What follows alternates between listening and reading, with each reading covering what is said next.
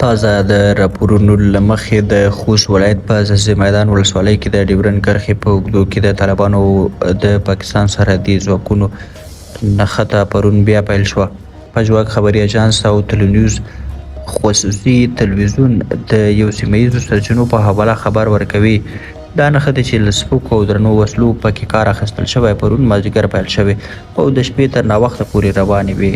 د طالبانو په دفاع وزارت کې بسترچینې ځینو کورنیو رسنیو سره خبرې کې د 4 افغانانو د ټپي کېدو خبر ورکړی دی. د تېرې اونۍ د چهارشنبې په ورځ هم په دې سیمه کې د دواړو لورو ترمنځ نښته شوې وه. هغه مهال د پاکستان یو پوځي د نوم نه ښودلو په شرط ازادۍ راډیو ته وویل چې نښته د طالبانو لخوا د یوې امنیتي پوستې د جوړولو پر سر وشوه.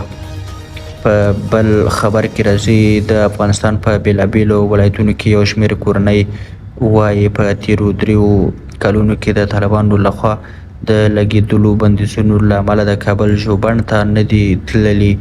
احمد شاه صافی د ننګرهار ولایت اوسیدونکی دی.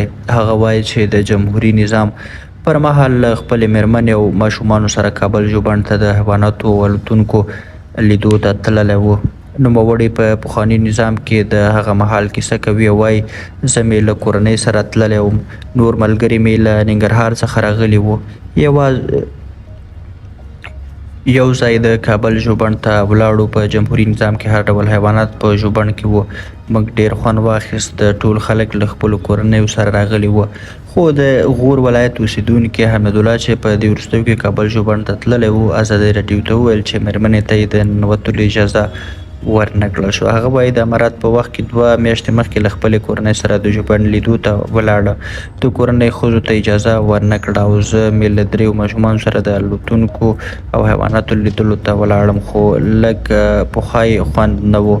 د کابل اوسیدونکي فاطمې محمدي ازادۍ راډیو ته ویل چې د طالبانو لخوا پر ښځو د لګول شوو محدودیتونو له امله ژوبڼ ته تګ جرأت نه کوي. میرمن محمدي وایي له بده مرغه له هغه وخته چې طالبان راغلي ژوبڼ ته نه یم تللی، ځکه ویرېږم چې کومه پیښه رامنځته نه شي. ورځ تر بلې په ښځو محدودیتونه ډېرېږي او موږ ته اجازه نه راکوي. موږ باور هم نه شو کولی چې په ارامه زړه ژوبڼ او تفریح پارکونو ته ولاړ شو. خو د طالبانو تر کنټرول لاندې د کابل ښاروالۍ ویان نعمت الله بارکزی ازادۍ راډیو ته وویل چې د کابل ژوبڼ کې تر 100 ډېر بېلابېل حیوانات شته او ډېر لیدونکي لري. بارکزي وویل اوس مهال د کابل په ژوبڼ کې تر 100 ډېر بېلابېل حیوانات شتون لري او له هر لحاظه د معیاري کېدو پر لوري روان دي. په بېلابېلو بڼو خپل لیدونکي لري او د رخصتیو په ورځو لیدونکي ډېر زیات وي. هغه زیاته کړه چې د کابل ژوبڼ د ټکټ بیه 10 افغانۍ ده او په بېلابېلو ورځو او مناسبتونو کې له 100 څخه تر 10,000 پورې لیدونکي لري، خو د عوایدو په اړه یې معلومات ورنکړل.